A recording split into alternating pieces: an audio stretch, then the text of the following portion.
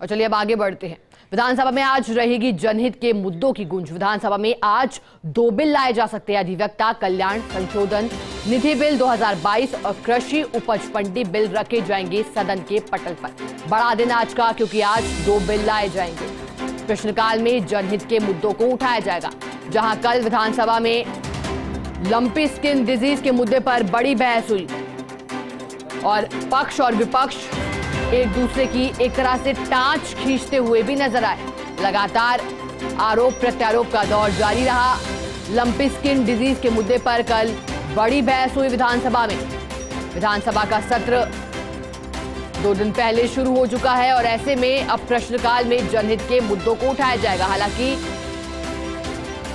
लगातार दोनों ही पार्टी की ओर से रणनीति बनाई गई है कि वो कौन से मुद्दे रह सकते हैं जिनको इस विधानसभा सत्र में उठाया जाए, क्योंकि देखिए विधानसभा सत्र ये काफी महत्वपूर्ण है इस लिहाज से कि 2023 में विधानसभा चुनाव होने हैं और ऐसे में यही कोशिश दोनों पार्टी अपनी अपनी ओर से कर रही है कि जनता का ध्यान किस तरह से आकर्षित उन मुद्दों पर किया जाए जिसे दोनों ही पार्टियां अपने लिहाज से जरूरी समझती है और ये समझती है कि अगर इन मुद्दों पर चर्चा की जाएगी तो बड़े वोट हासिल किए जा सकते हैं। और ऐसे में अब आज सदन के पटल पर 2 बिल रखे जाएंगे।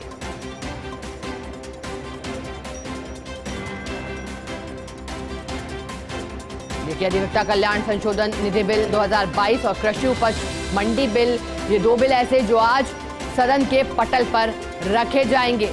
बड़ा दिन आज का, क्योंकि 2 बिल रखे जाने हैं। देखिए, विधानसभा में मंगलवार की बात कर रहे हैं तो लंपी स्किन डिजीज लगातार गरमाया हुआ रहा। बीमारी को लेकर कृषि एवं पशुपालन मंत्री लालचंद कटारिया ने सदन में जवाब भी दिया।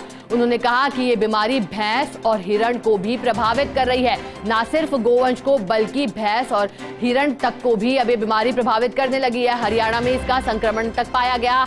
लंपी के टीकाकरण अभियान को तीव्र गति से बढ़ाया गया है।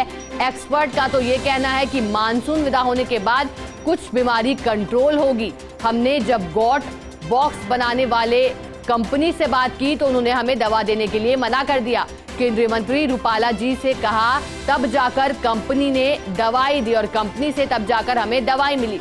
बड़ी जानकारी और बड़ी बात उन्होंने कही, जवाब दिया कृषि मंत्री ने और उन्होंने कहा कि हमने दवा का पूरा भुगतान कर दिया है। वहीं पशुपालन विभाग में रिक्त भर्तियों को लेकर मुख्यमंत्री गहलोत ने भी निर्देश दिए हैं। ये बात भी सही है कि हमारे पास मैन पावर की कमी है। कटारिया के जवाब के बाद नेता प्रतिपक्ष गुलाब चंद कटारिया ने कहा कि अप्रैल में जब बीमारी को लेकर सूचना मिल गई तो फिर देर से क्यों आप लोग जागे। अगर सही समय में चेत जाते तो इतना गायों को नुकसान नहीं होता। अब इसके लिए कौन जिम्मेदार है? देखिए, लगातार दोनों पक्ष एक दूसरे पर वार पलटवार करते नजर आए। लंपी स्किन डिजीज मुद्दे की गूंज रही। हालांकि कृषि एवं पशुपालन मंत्री लालचंद ने जवाब भी दिया, लेकिन एक दूसरे की टांच भी खींचते दिखाई दिए पक्ष और विपक्ष के नेता। हालांकि अपनी तरफ से कृषि मंत्री ने कहा कि हमने लगातार प्रयास किया इस बीमारी पर नियंत्रण लगाने के लिए, रोकथाम के लिए, और लगातार पशुपालन विभाग काम भी कर रहा है गोवंश की जान बचाने के लिए।